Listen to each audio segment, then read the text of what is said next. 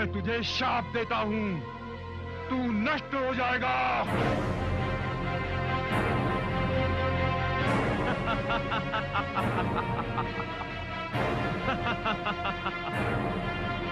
देवताओं ने हमें नाश के अतिरिक्त और दिया भी क्या है?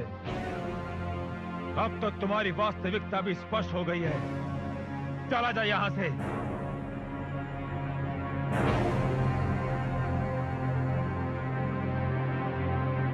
इसे यहां से ले जाओ और हमारी सीमा के बाहर छोड़ दो। ध्यान रहे, इसके साथ आदर का व्यवहार ना किया जाए।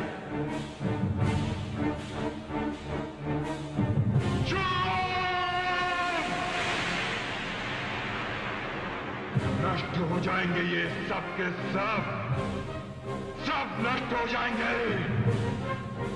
समझ में नहीं आता ये कार्य किसका है, छल के साथ किसने छल किया है, कांटे से कांटा निकालने की चेष्टा किसने की है। ये दोनों मरेंगे, दोनों मरेंगे, शुंभ निशुंभ और उनके साथ सारे के सारे दानव काल के काल में समा जाएंगे। ये मेरा श्राप है।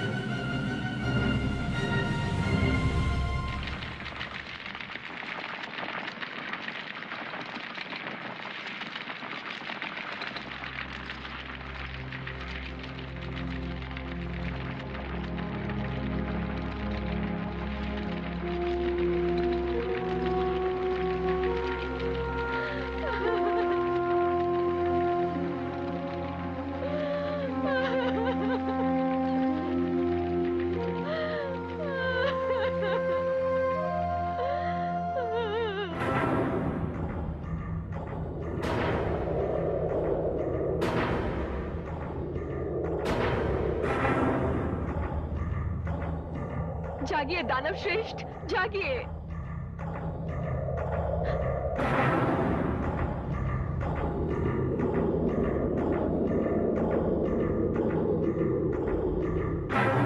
यदि मुझे भ्रम नहीं हो रहा है देवी, तो तुम दानववीर धूम्रलोचन की पत्नी हो? हाँ दानव श्रेष्ठ। तुम दोनों तो मुझसे आशीर्वाद लेकर गए थे। आपने हमें आशीर्वाद तो दिया था, किंतु एक स्त्री ने हमसे वो आशीर्वाद छीन लिया। ये तुम क्या कह रही हो देवी? इस समय तुम यहाँ अकेले आई हो? धूम्रलोचन? हे दानव श्रेष्ठ, आपको कदाचित इस बात की सूचना नहीं मिली कि मेरे पति, मेरे स्वामी धूम्रलोचन का वध हो गया है। ये क्या कह रही हो देवी? ये कैसा अशुभ समाचार है? किंतु ये सत्य है दानव श्रेष्ठ, और ये सब कुछ दानव सम्राट शुंभ की एक इच्छा के कारण हुआ है। क्या? ये नहीं होगा, कदापि नहीं होगा। यदि इसे ना रोका गया तो ये कर्म ना जाने और कितने दानव वीरों को काल का ग्रास बना देगा, और ये सब देवताओं का छल है। इस बार मैं देवताओं को दानवों पर विजय प्राप्त नहीं करने दूंगा। किंतु ये कैसे संभव होगा दानव श्रेष्ठ? दानव सम्राट शुंभ तो स्त्री के लिए हट पर उतर आए हैं। हे देवी, मैंने उन्हें परामर्श भिजवा दिया था कि वो जाकर दैत्य गुरु शुक्राचार्य को मना कर ले आए। यदि वो वहां होते तो। वे थे वहां पर, किंतु उनके वहां होने का कोई लाभ नहीं हुआ। तुम कहना क्या चाहती हो देवी? दानव सम्राट शुंभ ने मेरे समक्ष दैत्य गुरु को वहां से अपमानित करके निकाल दिया। तब तो स्वयं मुझे वहां जाना होगा। देवी, मैं तुम्हारा आभारी हूं कि तुमने मुझे यह सूचना दी। मैं तुम्हें तुम्हारा पति तो नहीं लौटा सकता, लेकिन तुम्हारे पति के हत्यारे को ऐसा दंड दूंगा कि सारी धरती कांप उठेगी। मैं चलता हूं।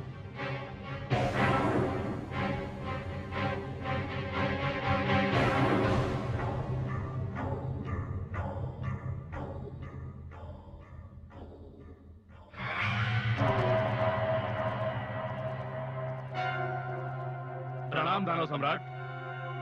हे दानव वीरों, मैं महामंत्री धूम्रलोचन के प्राण तो वापस नहीं ला सकता, किंतु मैंने उनकी चिता पर हाथ रखकर सौगंध खाई है। ये धूम्रलोचन की इच्छा थी कि वो सुंदर स्त्री इस दानव लोक की महारानी बने, और मैं उनकी इच्छा पूर्ति करने जा रहा हूं। नहीं दानव सम्राट, ये नहीं हो सकता। हमारे होते हुए, इतनी विशाल सेना के होते हुए आप एक स्त्री से युद्ध करें, यह हमारे लिए आत्महत्या करने के समान है। हे दानवीर चंड, मैं आपकी इस भावना का सम्मान करता हूं, किंतु आप ये भी तो देखिए कि यदि हमारे विरुद्ध कोई शासक होता, उसकी कोई सेना होती, तो मैं आपके इस भय का कारण समझ सकता था, किंतु वो तो एक अकेली स्त्री है, एक अबला है। नहीं दानव सम्राट, निश्चय वो स्त्री एक मायावी है, और संभवतः उसने अपनी माया की शक्ति से अपनी सेना को सबके दृष्टि से ओझल कर रखा हो, क्योंकि दानववीर धूम्रलोचन का वध केवल एक स्त्री के वश की बात नहीं। हे दानव वीरों, क्या तुम्हें ऐसा नहीं लगता कि तुम्हारा सम्राट हर प्रकार से सक्षम है? हाँ सक्षम है, हाँ सक्षम है, हाँ सक्षम है। नहीं दानव सम्राट, हम फिर भी आपको अकेले नहीं आने देंगे। हमारे लिए अपमान की बात है कि सेनापति के होते हुए राजा युद्ध के लिए जाए। हम सैनिकों का भी कोई धर्म है, हम आपको अकेले नहीं आने देंगे। जैसी आपकी इच्छा दानवीर चंड और मुंड, मैं आप दोनों पर इस अभियान का भार छोड़ता हूं। जाइए सेना लेकर और उस सुंदर स्त्री को यहां लेकर आइए। जो आज्ञा दानव सम्राट। चलो सैनिकों।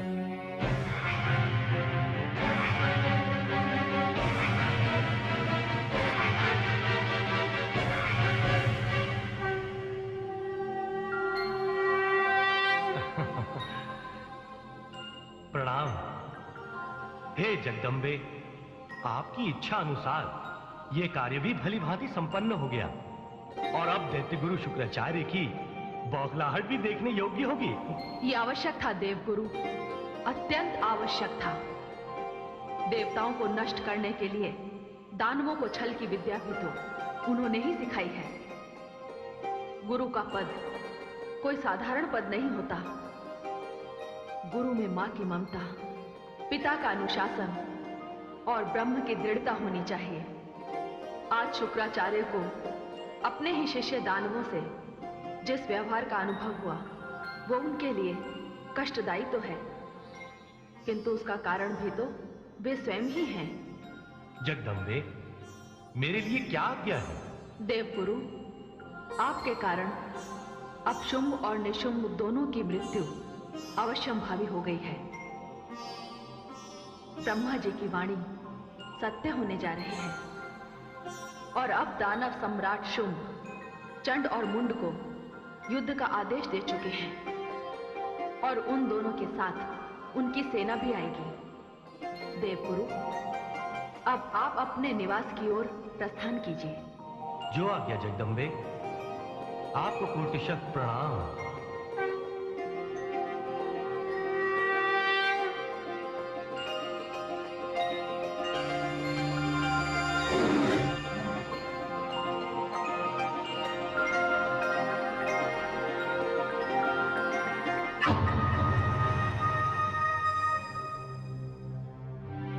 श्रेष्ठ,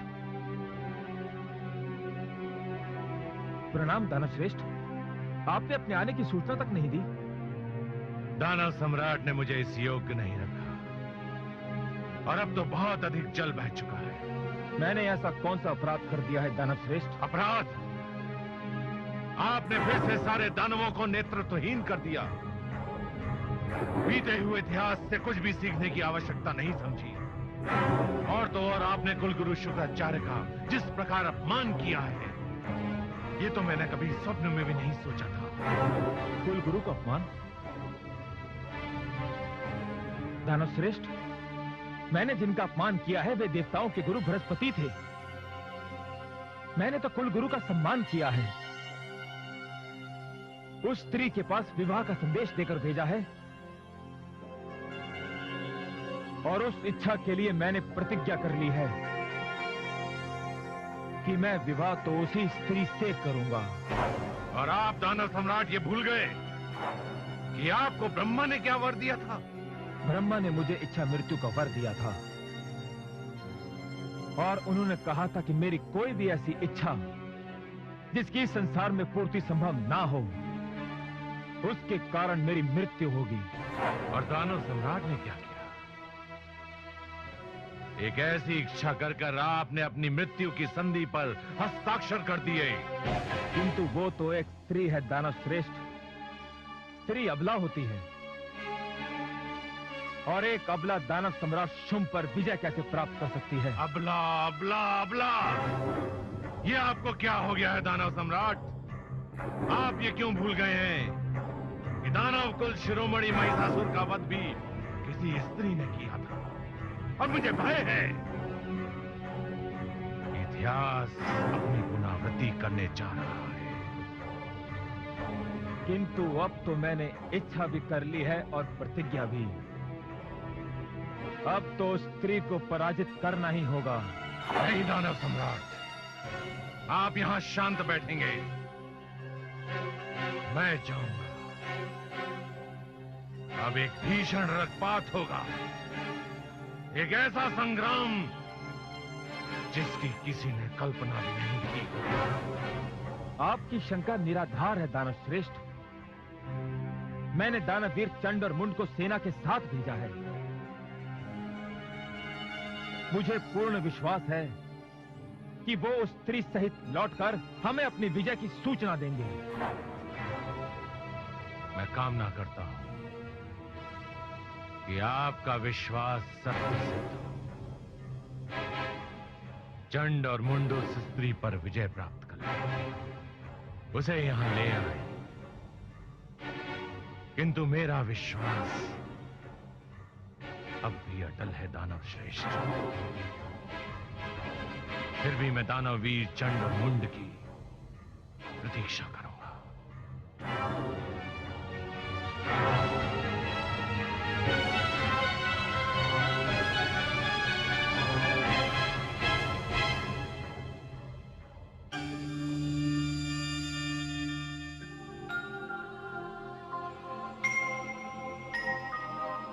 आइए शिवानी, आपका आभार कि आप उचित समय पर पधारी हैं। दानव सम्राट शुंभ ने मेरे विरुद्ध युद्ध की घोषणा कर दी है। उसका काल उसके निकट मंडरा रहा है।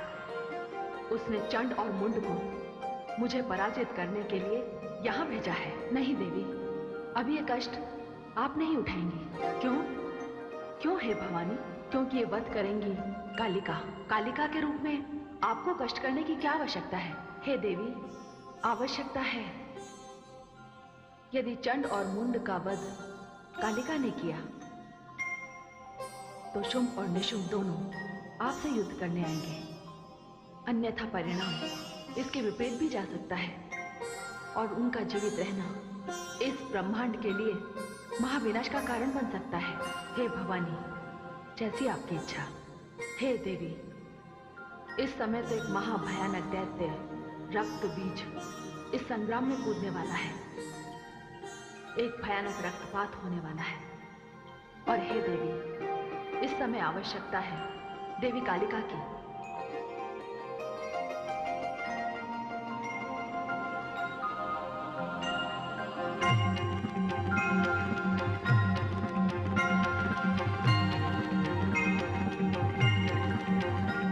जय कालिका, मैं आपका आह्वान करती हूँ। इस कार्य में आपका सहयोग अत्यंत आवश्यक है।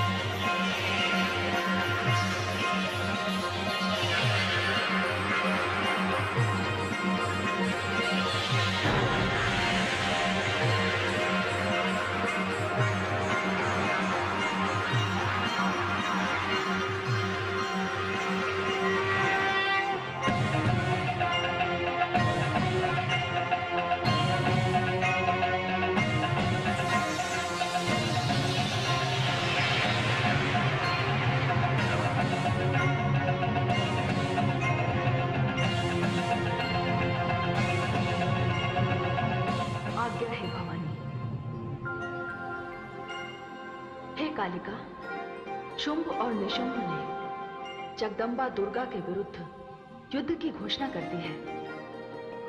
चंड और मुंड अपनी सेना के साथ चल पड़े हैं और इस संग्राम में दानव श्रेष्ठ रक्तबीज के आने की संभावना है। उसे किसी न किसी से सूचना अवश्य प्राप्त होगी। आपके इस संग्राम में भाग लेने से उनकी इच्छा और उनके युद्ध की प्यास पूर्ण होगी तथा उनके वध से आपकी मुंडमाला बन जाएगी, जैसी आदिशक्ति की इच्छा। हे जगदम्बे, मैं चलती हूं।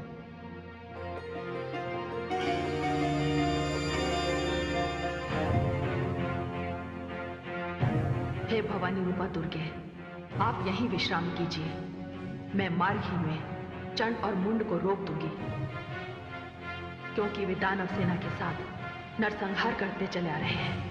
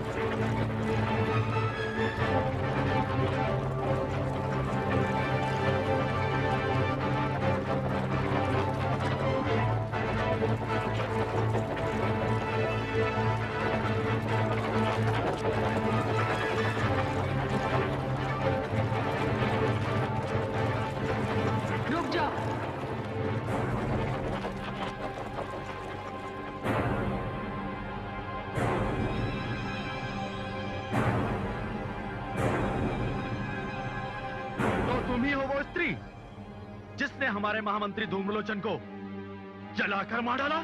नहीं, ईश्वर को धन्यवाद दो कि मैं नहीं थी। मैं तो तुम्हें यह कहने के लिए आई हूं कि महादेवी दुर्गा को शुंभ और निशुंभ के 2 मस्तक दे दो और अपने प्राण बचाकर पाताल लोक भाग जाओ। मुंड, सुना तूने ये स्त्री क्या कह रही है? देख क्या रहे हो? इसे अपने रास्ते से हटा दो। मैं चलकर उस स्त्री को रोकता हूँ जिसे लाने की आज्ञा मुझे प्राप्त हुई है। मुझे रास्ते से हटाकर आगे बढ़ जाओगे? चलो सैनिकों, आगे बढ़ो।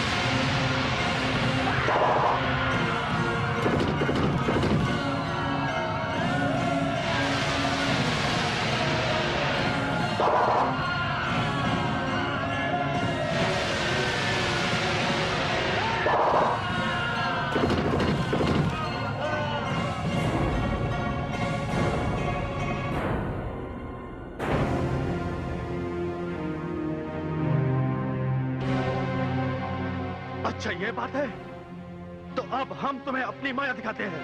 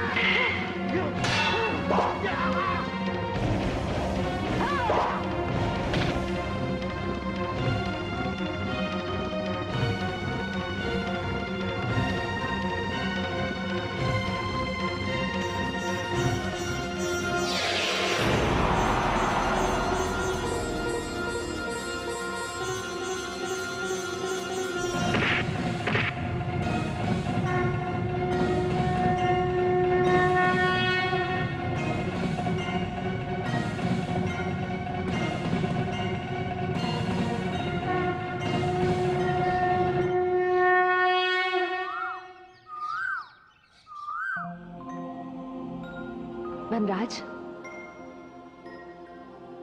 लगता है देवी कालिका सबका संहार करके यहां पहुंच रही हैं।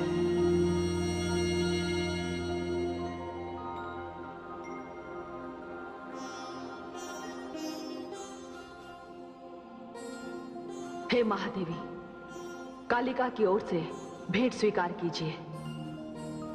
ये चंड और मुंड के सिर हैं। ये दानव यदि ना मरते तो ये सारी मानवता का नाश कर देते। हे देवी कालिका, इन दोनों के कटे हुए सिर देखकर मुझे बड़ी प्रसन्नता हो रही है। ये इन दैत्यों के सिर नहीं, पाप तथा अत्याचार के सिर हैं। आपने चंड और मुंड जैसे विनाशकारी दैत्यों का वध करके सारी मानवता को इनके अत्याचारों से बचाया है। इसीलिए आज से ये सारा संसार आपको चामुंडा के नाम से पुकारेगा। धन्यवाद राज राजेश्वरी। इन मुंडों की मैं माला बनाऊंगी और मुंड माल पहनूंगी। महादेवी, अब मुझे कोई नहीं रोक सकता। अब तो केवल दानवों की मस्तक चाहिए। मैं सारे संसार से दानवों का अंत कर दूंगी।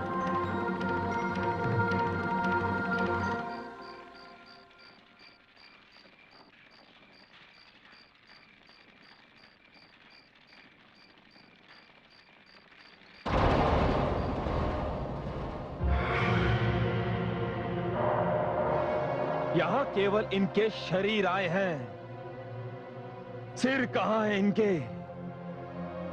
वो क्यों नहीं आए? दानव सम्राट, दानव सेना और दानव वीर चंड और मुंड का वध करने वाली वो स्त्री सुंदर नहीं, काली है, काली। उसने इनके सिर काटकर कहा कि अब मैं मुंड माल पहनूंगी। पहले धूम्रलोचन, अब चंड और मुंड, और इसके पश्चात ना जाने कितनी और चिताएं जलानी होंगी आपको। देखा दानव सम्राट, आपने अपनी भूल का परिणाम। नहीं दानव श्रेष्ठ, नहीं। चंड और मुंड का वध करने वाली वो स्त्री नहीं, वो तो अति सुंदर है।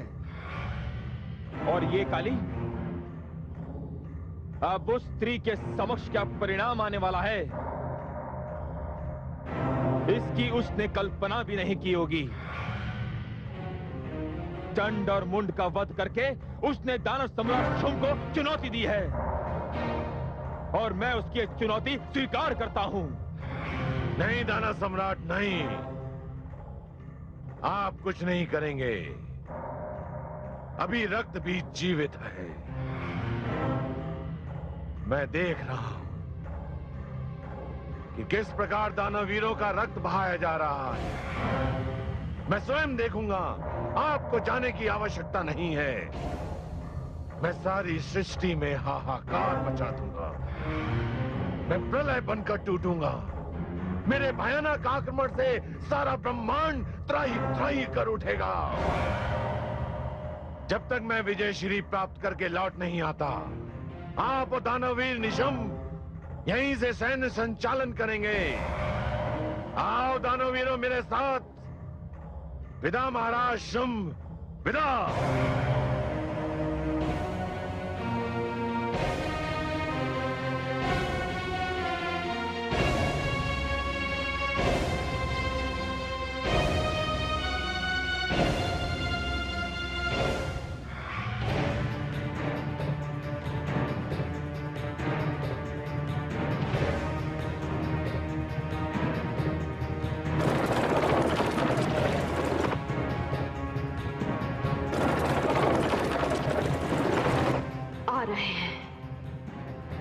के मुख में समाने के लिए बहुत से दानव आ रहे हैं, किंतु वो तो अब भी दिखाई नहीं दे रहा। चलो इन्हें ही आने दो। हे महाकाल, कालिका की ये भेंट स्वीकार हो।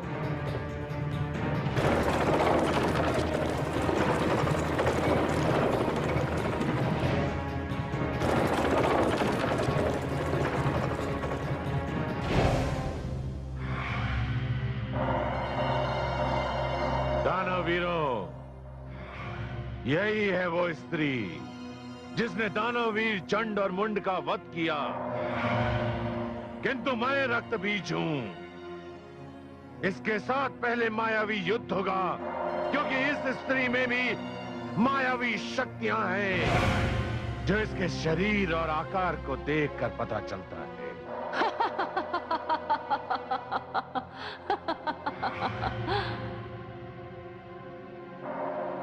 अभी तो तुमने केवल आकार ही देखा है, संहार की क्षमता नहीं देखी। दानवों में श्रेष्ठ कहलाते हो और उसे छिपाकर आए हो, जिसके कारण इतने दानव मारे जा रहे हैं। अधिक प्रलाप ना कर, अभी तेरी शक्ति की परीक्षा हो जाएगी। मुझे शब्दों से भयभीत करने का प्रयास ना कर। मेरा नाम रक्त बीज है। मैं चिता से उत्पन्न हुआ हूं और सारी धरती और पूरे ब्रह्मांड को चिता में बदलने आया हूं। तुम इसके अतिरिक्त और कर भी क्या सकते हो? संसार में तुम जैसे व्यक्ति यदि जन्म न लेते तो लोगों को कदाचित शांति के अर्थ का ज्ञान ही नहीं होता। रक्त बीज, दूसरों की चिताएं सजोने में अपनी चिता के लिए स्थान निश्चित करना मत भूलना।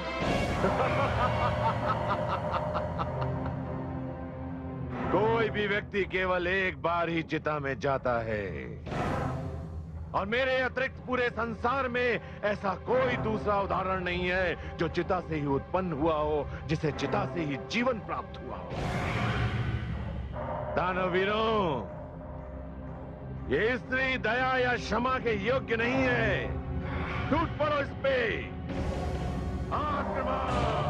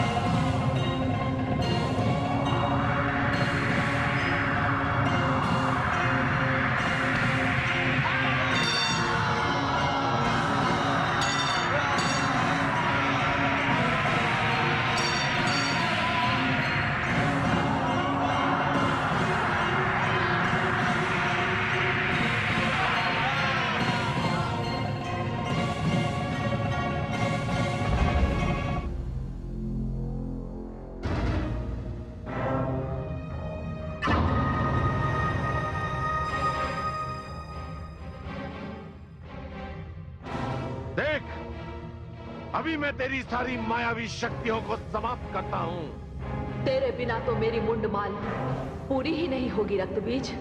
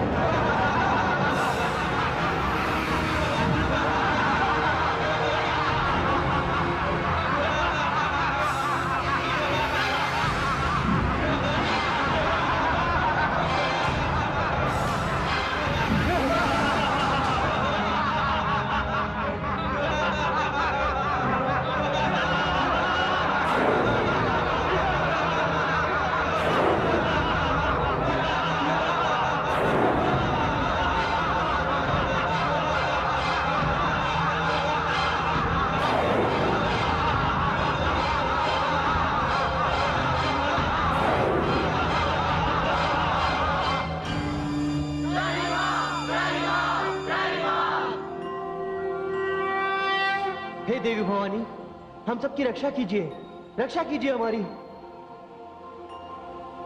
क्या हुआ? आप सारे देवगण अपने परिवार सहित इतने चिंतित क्यों दिखाई दे रहे हैं? हे देवी भगवती, देवी काली और रक्त बीज के बीच भीषण संग्राम चल रहा है और रक्त बीज के रक्त से इतने बीज उत्पन्न होते जा रहे हैं कि यदि उन्हें रोका ना गया देवी, तो इस सारे संसार में रक्त बीज ही रक्त बीज होंगे। आप चिंता ना कीजिए। संहार के आवेश में कदाचित देवी काली को इसकी सुध ही नहीं होगी। हे देवगण, आप निर्भय हो जाइए, मैं स्वयं वहां जा रही हूं।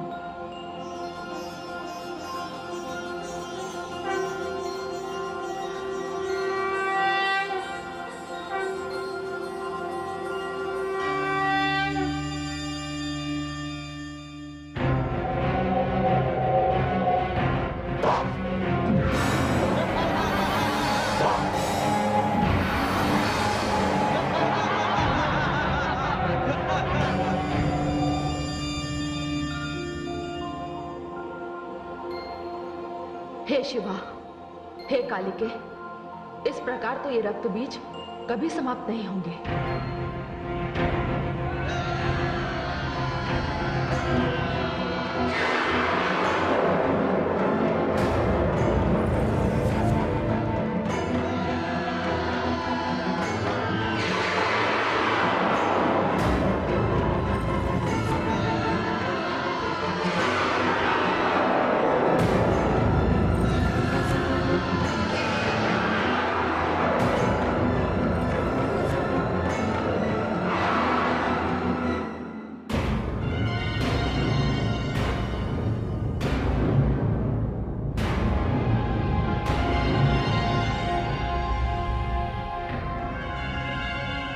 हे कालिके, मैं इनका वध करना आरंभ करती हूं। आप इनका रक्त अपने खप्पर में ले लीजिए। इनका रक्त धरती पर ना गिरे, तभी ये समाप्त होंगे। अति उत्तम, मैं इन दानवों का रक्तपान करूंगी, रक्तपान करूंगी।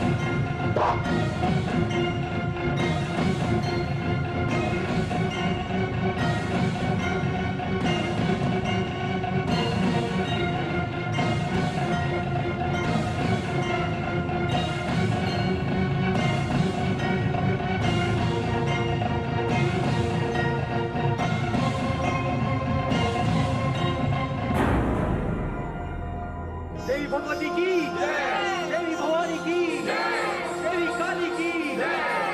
हे कालिके, ये रक्त बीज तब मरेगा जब इसके शरीर का सारा रक्त बाहर निकल जाएगा। पर ध्यान रहे, रक्त की एक भी बूंद धरती पर ना गिरने पाए। ऐसा ही होगा।